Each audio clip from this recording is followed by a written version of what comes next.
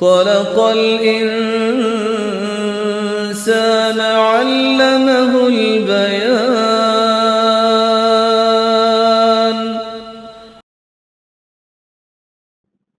نحمده ونصلي على رسوله الكريم أما بعد فأعوذ بالله من الشيطان الرجيم بسم الله الرحمن الرحيم رب اشرح لي صدري ويسر لي أمري واحلل عقدة من لساني يفقهوا قولي۔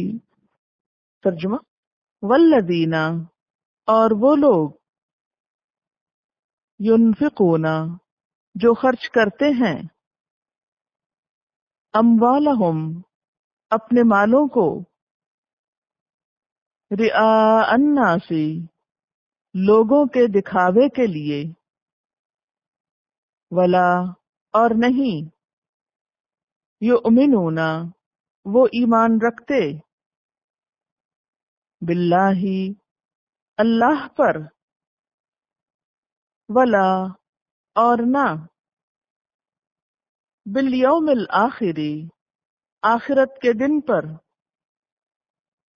ومن یکن، اور جو کوئی ہو، الشیطان، شیطان، لہو، اس کا، قرینن، ساتھی، فساء، تو کتنا برا ہے،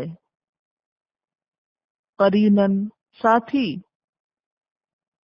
وماذا، اور کیا ہے، علیہم، ان پر، لو آمنو، اگر وہ ایمان لاتے، باللہ، اللہ پر، والیوم الآخر، اور یوم آخرت پر، وانفقوا، اور وہ خرچ کرتے، مما، اس میں سے جو، رزقہم اللہ، رزق دیا ان کو اللہ نے، وکان اللہ، اور ہے اللہ، بہم، ساتھ ان کے، علیمن، علم والا، ان اللہ، بے شک اللہ تعالی، لا یظلم، نہیں ظلم کرتا، مثقال، مقدار، ذرۃ، ایک ذرے کے، وَإِن، اور اگر، تک، ہو، حسنۃ، نیکی، یضاعفھا، وہ دگنا کرتا ہے اس کو، ویؤتی، اور دیتا ہے، من لدنہ، اپنے پاس سے، اجرا عظیما، اجر بہت بڑا، فکیف، پھر کس طرح، اذا، جب، جئنا، ہم لائیں گے، من کل امت، ہر امت سے، بشہید، ایک گواہ، وجئنا، اور لائیں گے ہم، بکا، آپ کو، علی ہؤلاء، اوپر ان لوگوں کے، شہیدا، گواہ بنا کر، یومئذ، جس دن، یودو، چاہیں گے، الذین، وہ لوگ، کفروا، جنہوں نے کفر کیا، وعصوا، اور نافرمانی کی، الرسول، رسول کی، لو، کاش، تسوا، برابر کر دی جائے، بہم الارض، ان پر زمین، ولا، اور نہ، یکتمون اللہ، وہ چھپا سکیں گے اللہ سے، حدیثا، کوئی بات، یا ایھا الذین آمنو، اے لوگو جو ایمان لائے ہو، لا تقربو، نہ تم قریب جاؤ، الصلاۃ، نماز کے، وانتم، اور تم، سکارا، نشے کی حالت میں ہو، حتی، یہاں تک کہ، تعلمو، تم جان لو، ما تقولون، جو تم کہتے ہو، ولا، اور نہ، جنبن، ناپاکی میں، الا، مگر، عابری، عبور کرنے والے، سبیلن، راستے کو، حتی، یہاں تک کہ، تغتسلوا، تم غسل کر لو، وَإِن، اور اگر، کنتم، ہو تم، مردہ، بیمار، او، یا، علی سفرن، اوپر سفر کے، او، یا، جاء، آئے، احدن، کوئی ایک، منکم، تم میں سے،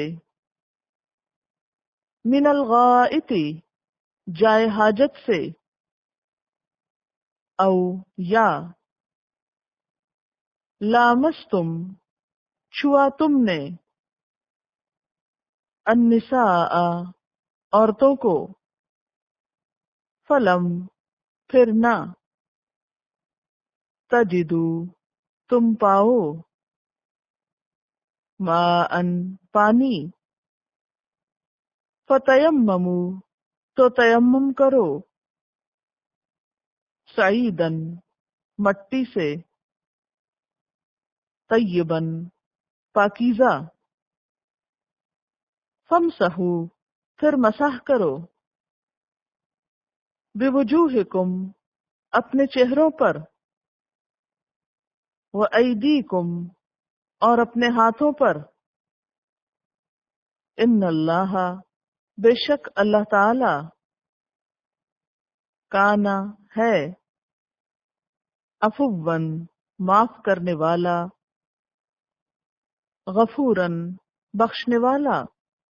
تفسیر، والذین، اور وہ لوگ، الذین ینفقون اموالہم، جو اپنے مالوں کو خرچ تو کرتے ہیں لیکن کس لیے؟ رئاء الناس، لوگوں کے دکھاوے کے لیے، لوگوں کے دکھانے کو خرچ کرتے ہیں، ولا یؤمنون باللہ ولا بالیوم الآخر، اور اللہ اور یوم آخرت پر ایمان نہیں رکھتے، ومن یکن الشیطان لہ قرینا، اور شیطان جس کا دوست بن جائے، فساء قرینا، تو وہ بہت ہی برا دوست ہے، بدترین دوست ہے۔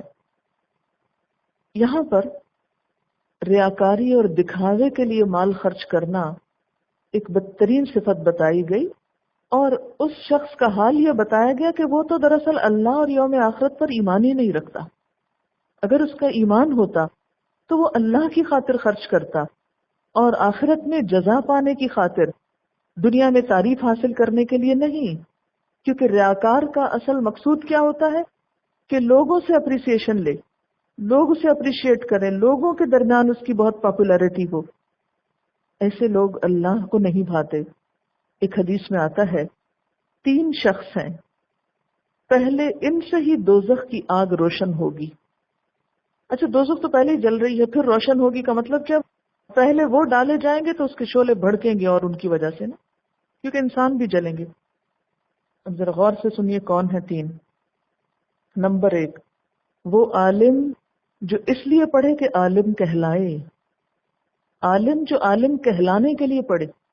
نمبر 2، جہاد کرنے والا کہ بہادر کہلائے، جہاد کرنے والا اس لیے جہاد کرے کہ وہ لوگوں میں میری مشہوری ہو کہ میں بہت بہادر ہوں۔ بہت ریکارڈ توڑے.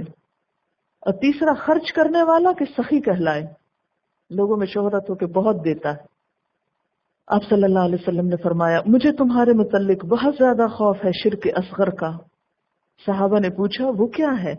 آپ نے فرمایا ریاکاری. اس کا بہت خوف ہے کہ تم دکھاوے کے کام کرو گے.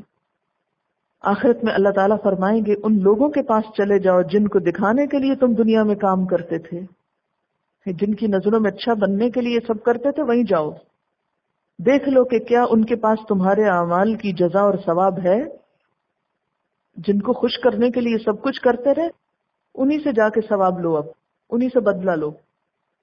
اللہ تعالیٰ نے فرمایا مفہوم یہ ہے کہ میں شرکاء سے بھی اور شرک سے ان سب سے بے نیاز ہوں. من عمل عملا، جس نے ایسا عمل کیا، اشرک بہ، جس میں اس نے کسی اور کو شریک ٹھہرا لیا، یعنی ایک اچھا کام کیا اور لوگوں کو بھی شریک ٹھہرا دیا، یہ بھی خوش ہو جائے ساتھ. ترکتہ وشرکہ، میں نے اس کو بھی چھوڑ دیا اور اس کے شرک کو بھی چھوڑ دیا. قیامت کے دن اللہ تعالیٰ کے سامنے جب اعمال لائے جائیں گے تو اللہ تعالیٰ اس میں سے صرف وہ قبول کریں گے جو خالصتاً اس کے لیے ہوں گے اور باقی باہر کر دیں. یعنی آپ یوں سمجھے، امیجن یوں کر سکتے ہیں کہ جیسے ایک باسکٹ میں ہمارے عمل رکھ کے اللہ تعالیٰ کے سامنے پیش کیے جائیں کہ اس شخص کو اس کا بدلہ دیجیے، تو اللہ تعالیٰ اس میں سے صرف وہ لیں گے جو صرف اس کے لیے ہوں گے اور باقی واپس کر دیے جائیں گے. یہ میرے لیے کیا ہی نہیں گئے، مجھ سے اس کا کیا صلہ اور جزا چاہتے ہو؟ اس لیے ہم سب کو کوئی بھی اچھا کام ہو، خواہ نماز ہو، روزہ ہو، صدقہ و خیرات ہو، کوئی بھلائی کی بات ہو، کچھ بھی ہو، کوشش یہ کرنی چاہیے کہ وہ خفیہ ہو، پتہ نہ چلے. اور اگر مجبوری سے پتہ چل بھی جائے یا صرف اس لیے بتانا مقصود ہو کہ کسی اور کو بھی خیال آ جائے اس نیکی کا، تو ایسی صورت میں انسان اپنی نیت کو اندر سے کھینچتا رہے اور کسی کی تعریف سے نہ پھسلے اور نہ اس کی تمنا ہو کہ کوئی تعریف کرے.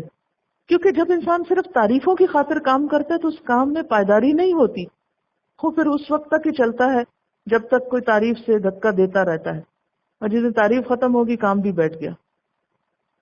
اور جو کام اللہ کے لیے ہوتا ہے اس میں پھر کبھی بھی انقطاع نہیں ہوتا، وہ ہوتا چلا جاتا ہے، چاہے دن ہو چاہے رات ہو، چاہے کوئی دیکھ رہا ہو یا نہ دیکھ رہا ہو.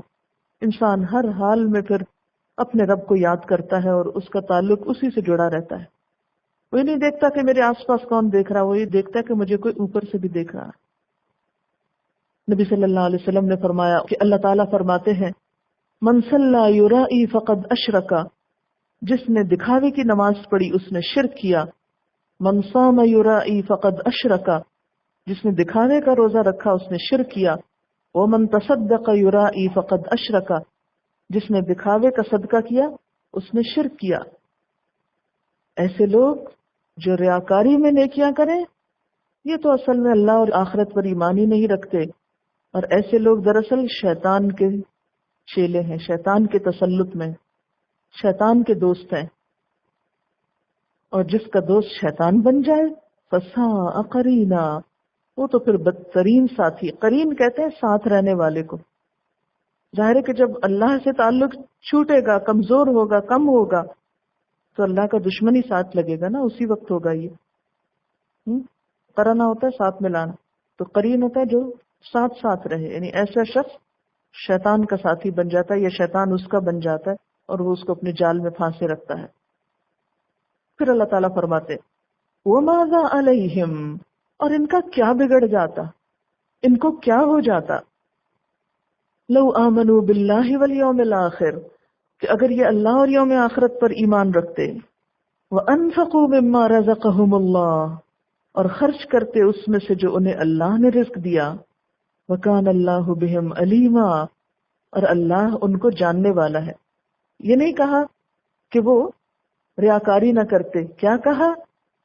کاش وہ اللہ پر اور یوم آخرت پر ایمان رکھتے، کیونکہ جو ایمان صحیح رکھتا ہو اس کے اندر سے ریاکاری خود بخود ختم ہو جاتی ہے.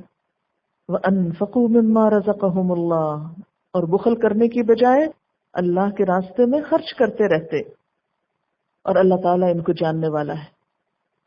یہ جو ایمان کی بات ہے نا، اس کے بارے میں حضرت علی رضی اللہ تعالیٰ عنہ سے منقول ہے کہ انہیں کسی کافر نے کہا جس آخرت پر تم ایمان لاتے ہو وہ تو محض ایک مفروضہ ہے، جسے تم یقینی طور پہ ثابت نہیں کر سکتے.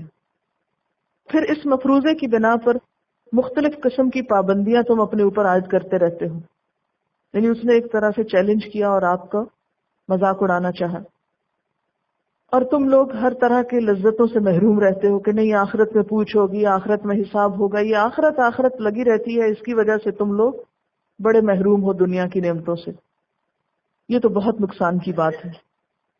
تو حضرت علی رضی اللہ تعالیٰ عنہ نے اسے جواب دیا کہ ہم جتنا وقت اللہ کی عبادت میں رہتے ہیں وہ تو یقینی ہے، کم از کم اتنی دیر ہم بری باتوں اور برے کاموں سے تو بچے رہتے ہیں. یعنی اللہ کی ذات تو یقینی ہے، وہ تو ہے نا. تم آخرت کو نہیں مانتے، اللہ کو تو مانتے ہو، وہ تو ہے.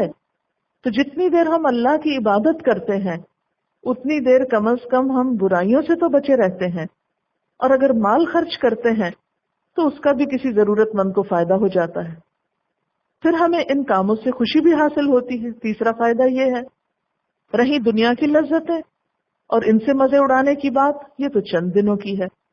موت کے بعد ہم اور تم برابر ہوئے.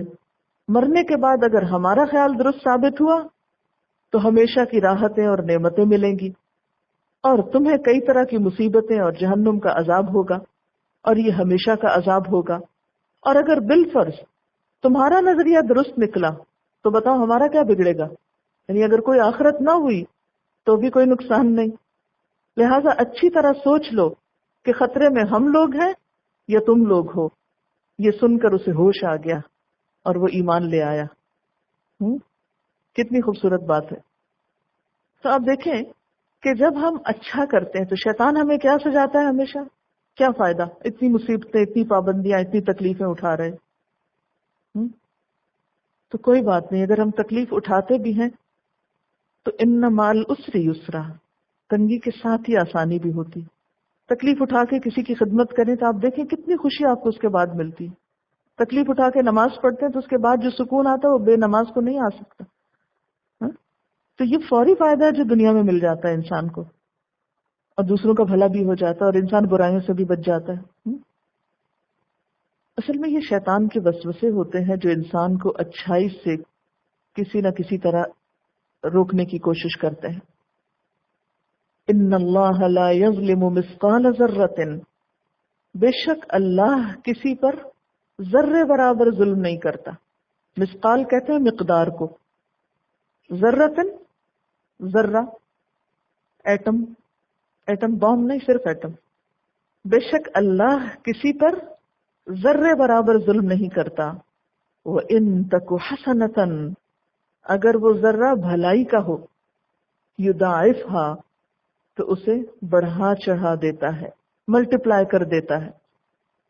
اور صرف اس ذرے کو ہی نہیں ملٹیپلائی کرتا اور بڑھاتا یا اس میں اضافہ کرتا، بلکہ اس کے علاوہ وَيُؤْتِ مِن لَّدُنْهُ أَجْرًا عَظِيمًا، اپنے پاس سے اجر عظیم عطا کرتا ہے، بہت بڑا اجر عطا کرتا ہے. اس لیے انسان کو نیکی کرتے ہوئے بخل نہیں کرنا چاہیے، خواہ وہ نیکی ذرے کی ہی کیوں نہ ہو، ذرے برابر ہی کیوں نہ ہو. کیونکہ ہم انتظار میں بیٹھے رہتے ہیں نا کہ کوئی بڑی سی نیکی کا موقع آئے گا تو کریں گے، لیکن نہیں، چھوٹی بھی ہو تو کر جائیں، اللہ اس کو بھی بڑھا کے پہاڑ جتنا کر دے گا.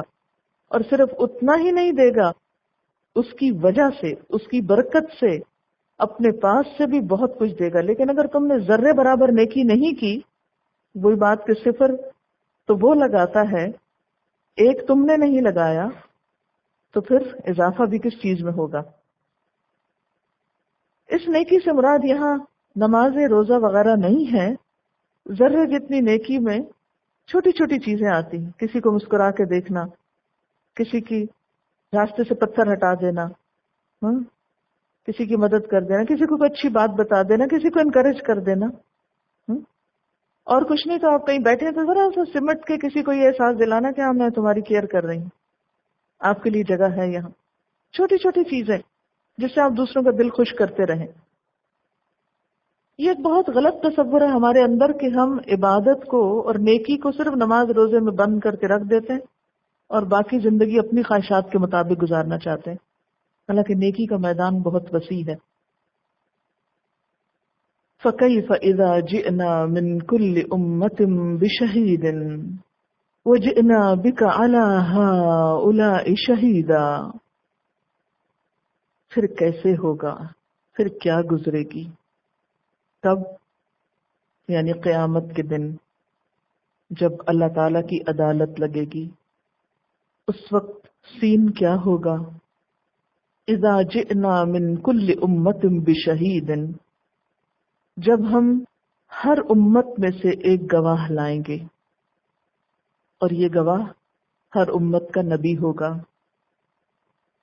اس کو کیوں گواہ کے طور پر لائیں گے؟ کیا گواہی دے گا وہ؟ کہ اس کی امت کے کن کن لوگوں نے حق بات کو مانا اور کن لوگوں نے اس بات کو جھٹلا دیا اور اس کا انکار کر دیا. وَجِئْنَا بِكَ، اور ہم لائیں گے آپ کو، یعنی نبی صلی اللہ علیہ وسلم کو، عَلَىٰ هَؤُلَاءِ، ان لوگوں پر. ہؤلاء سے مراد یہاں دو معنی لیے گئے ہیں، ایک تو انہی گزشتہ انبیاء پر اور دوسرے اپنی امت پر، صحابہ کرام اور بعد کے لوگوں پر. کیسے لائیں گے؟ شہیدہ، گواہ بنا کر. اگر اس کا معنی یہ لیا جائے کہ آپ صلی اللہ علیہ وسلم پچھلے پیغمبروں کے حق میں گواہی دیں گے کہ انہوں نے پیغام پہنچا دیا تھا، تو یہ کیسے ممکن ہوگا؟ اس لیے کہ اللہ تعالیٰ نے آپ کو قرآن پاک میں وحی کے ذریعے پچھلی قوموں کے حال بتا دیے، تو اس علم کی بنا پر آپ گواہی دیں گے. کیا کہ یا اللہ یہ پیغمبر سچے ہیں اور انہوں نے اپنی قوموں کو حق پہنچا دیا تھا. اور پھر اگر آپ کی اپنی امت پر گواہی ہوگی تو بالکل ایسے ہی جیسے حجۃ الوداع کے موقع پر آپ صلی اللہ علیہ وسلم نے فرمایا تھا کہ اے لوگوں، کیا میں نے تم کو حق پہنچا دیا؟ تو لوگوں نے کیا کہا تھا کہ جی ہاں، آپ نے پہنچا دیا اور حق ادا کر دیا. اس پر آپ نے فرمایا اللہم اشہد، شہادت کی انگلی اٹھا کر کے اے اللہ تو گواہ رہنا کہ میں نے حق پہنچا دیا ہے. کچھ لوگوں نے یہاں شہید کا معنی حاضر ناظر بھی کیا ہے کہ آپ صلی اللہ علیہ وسلم ہر جگہ حاضر ہوتے ہیں، ہر چیز دیکھتے ہیں. ایسا کہنا شرک ہے، کیونکہ یہ صرف اللہ تعالیٰ کی صفت ہے کہ وہ ہر جگہ موجود بھی ہے اور ہر ایک کو دیکھتا بھی ہے، سب کے ظاہر باطن سے واقف ہے. کیونکہ اگر ہم شہید کا معنی حاضر و ناظر کریں تو پھر تو اللہ تعالیٰ نے امت مسلمہ کو کیا کہا ہے؟ شہید کی جمع شہداء کہا ہے. وَكَذَلِكَ جَعَلْنَاكُمْ أُمَّةً وَسَطًا لِتَكُونُوا شُهَدَاءَ عَلَى النَّاسِ. تو اس کا مطلب ہے پھر ہم سب بھی حاضر ناظر ہیں. تو اس لیے آؤٹ آف کانٹیکسٹ ترجمے نہیں کرنے چاہیے، اس سے لوگوں میں کنفیوژن پھیلتا ہے. اس آیت کے بارے میں ایک روایت میں آتا ہے کہ نبی صلی اللہ علیہ وسلم نے حضرت عبداللہ بن مسعود سے قرآن پاک سننے کی خواہش ظاہر فرمائی. اب دیکھیں کہ آپ خود جتنا بھی پڑھتے ہوں، جتنا بھی پڑھاتے ہوں، لیکن سن کر جو لطف آتا ہے قرآن پاک کا، وہ ایک عجیب ہی اثر رکھتا ہے. حضرت عبداللہ بن مسعود رضی اللہ تعالیٰ عنہ حضور صلی اللہ علیہ وسلم کو قرآن پاک سنا رہے تھے. جب وہ اس آیت پہ پہنچے کہ اس وقت کیا گزرے گی جب آپ سے گواہی لی جائے گی، تو آپ نے فرمایا بس اب کافی ہے. ابن مسعود فرماتے ہیں کہ میں نے دیکھا تو آپ کی دونوں آنکھوں سے آنسو روا تھے. یہ آنسو کیوں تھے؟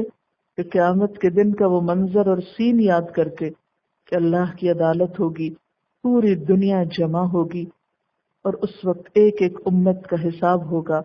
تمام انبیاء اکٹھے ہوں گے، ان کی امتیں جھوٹ بولیں گی کہ انہوں نے ہمیں کچھ نہیں بتایا، تو اس پر آپ ان کے حق میں گواہی دے کر فرمائیں گے کہ یہ سچے ہیں اور انہوں نے حق پہنچایا. تو یہ گواہی ایک بہت بھاری کام ہوگا. آپ خود سوچیں کہ تھوڑے سے لوگوں میں اگر آپ کو جا کر کوئی بات کرنی ہو تو کیا گزرتی ہے آپ پہ. تو آپ خود سوچیں کہ پوری دنیا کے لوگ اگلے پچھلے سب جمع ہوں اور اس وقت یہ گواہی دلوائی جائے. یہ واقعی رلانے والی بات ہے. وہی اس پہ رو سکتا ہے جس کے اوپر یہ ذمہ داری ہو. یومئذ، اس دن، یعنی جب یہ کام ہو رہا ہوگا قیامت کے دن، یود الذین کفروا، چاہیں گے وہ لوگ جنہوں نے کفر کیا، وعصوا الرسول، اور رسول صلی اللہ علیہ وسلم کی نافرمانی کی، کیا چاہیں گے؟ لو تسوى بہم الارض، کاش زمین ان پہ برابر کر دی جائے. یعنی وہ اس قدر شرمندہ ہوں گے، اتنے پریشان ہوں گے، اتنے خوفزدہ ہوں گے کہ تمنا کریں گے کاش زمین پھٹ جائے، ہم اس کے اندر جائیں اور اوپر سے برابر کر دی جائے اور ہم دوبارہ کبھی نہ اٹھائے جائیں. ولا یکتمون اللہ حدیثا، اور اللہ سے کوئی بات چھپا نہ سکیں گے. یعنی وہ سارے لوگ جنہوں نے کفر کیا اور نافرمانی رسول کا ارتکاب کیا ہوگا، وہ یہ تمنا اور آرزو کریں گے کہ کاش وہ زمین میں دھس جائیں اور زمین برابر کر دی جائے. ایسے لوگ اپنے اعمال کو چھپا نہ سکیں گے، کوئی بات چھپا نہ سکیں گے. پھر فرمایا یا ایھا الذین آمنوا، اے لوگو جو ایمان لائے ہو، لا تقربوا الصلاۃ، نماز کے قریب نہ جاؤ، وانتم سکارا، حالانکہ تم نشے کی حالت میں ہو. سکارا سکران کی جمع ہے، سین کافرے کا مطلب ہوتا ہے راستہ بند ہونا. یہاں خمر کی بجائے سکر کا لفظ ہے. خمر شراب کو کہتے ہیں، یہاں خمر کے علاوہ سکر کا لفظ اس لیے آیا ہے کہ ہر نشہ آور چیز حرام ہے. یعنی صرف شراب پی کر ہی نہیں، بلکہ کوئی بھی نشہ کر کے نماز کے پاس نہ جاؤ. حتی، یہاں تک کہ تعلموا، تم جان لو. کیا جان لو؟ ما تقولون، جو تم کہہ رہے ہو. یعنی اپنے کہے ہوئے کو سمجھ بھی سکو، جان بھی سکو.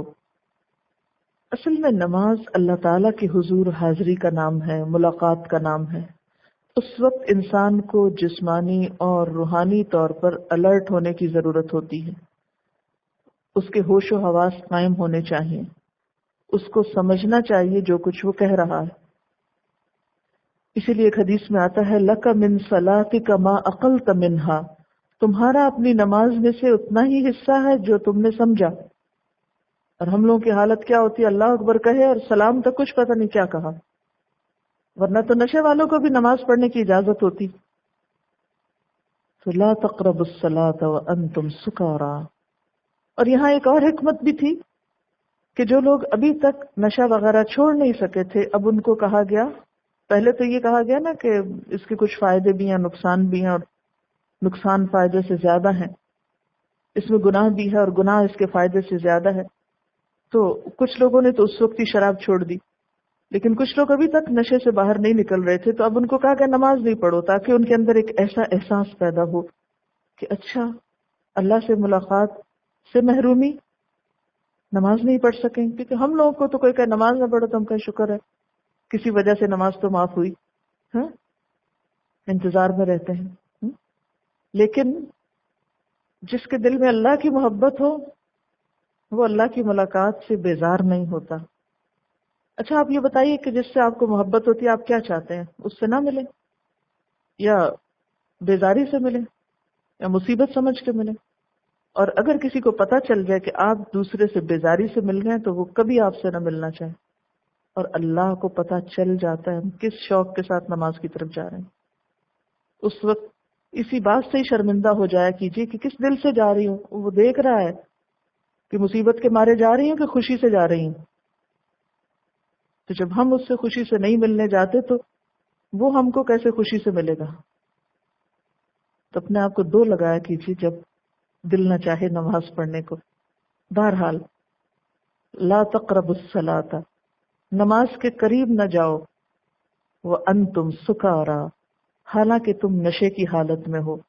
حتی تعلموا ما تقولون، یہاں تک کہ تم جان لو جو تم کہتے ہو. یعنی نماز ایک ایسی عبادت ہے جو فہم و شعور کے ساتھ ادا کی جاتی ہے. نماز محض چند الفاظ کی ادائیگی اور چند حرکتوں کا نام نہیں. نماز میں انسان کا ذہن بھی حاضر ہونا چاہیے. اس کو سمجھ کے نماز ادا کرنی چاہیے.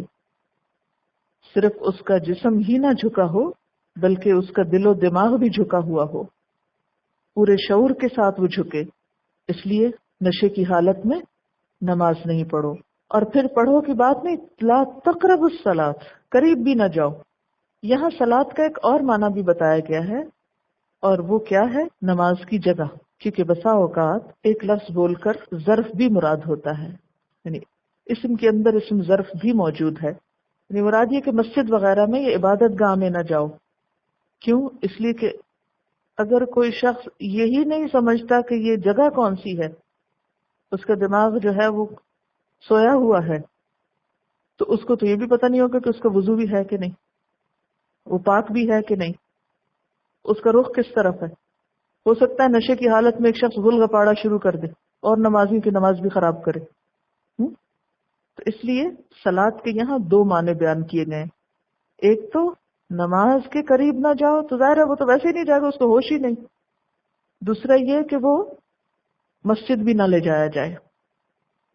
ولا جنبن، اور نہ جنابت کی حالت میں. جنب جیم نون بے، کسی چیز سے دور رکھنا، بچانا. یہ مذکر مؤنث مفرد جمع سب کے لیے ہوتا ہے. جنبی کہتے ہیں دور رہنے والے کو، مسجد سے، نماز سے. تو حالت جنابت ناپاکی کی حالت جس میں غسل واجب ہوتا ہے. تو حالت جنابت ہو تو تب بھی تم نماز کے پاس نہ جاؤ یا مسجد میں نہ جاؤ، یہ مراد ہے. الا عابری سبیل، مگر یہ کہ رستہ عبور کرنے والے ہو. یعنی اگر کسی کا گھر مسجد میں ہے اور اس کو مسجد کے صحن سے گزر کر اوپر گھر پہ جانا ہو، کئی لوگوں کو ہوتا ہے نا کہ نیچے مسجد ہے اور اوپر ان کا گھر ہوتا ہے، اور راستہ اس طرح ہوتا ہے کہ مسجد کے اندر سے ہی گزرنا پڑتا ہے، تو صرف گزرنے کی حد تک اجازت ہے.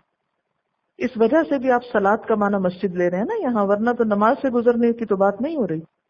اور نہ جنابت کی حالت میں تم نماز کے قریب یا مسجد کے قریب جاؤ مگر یہ کہ راستہ عبور کرنے والے ہو. حتی تغتسلوا، یہاں تک کہ تم غسل کر لو.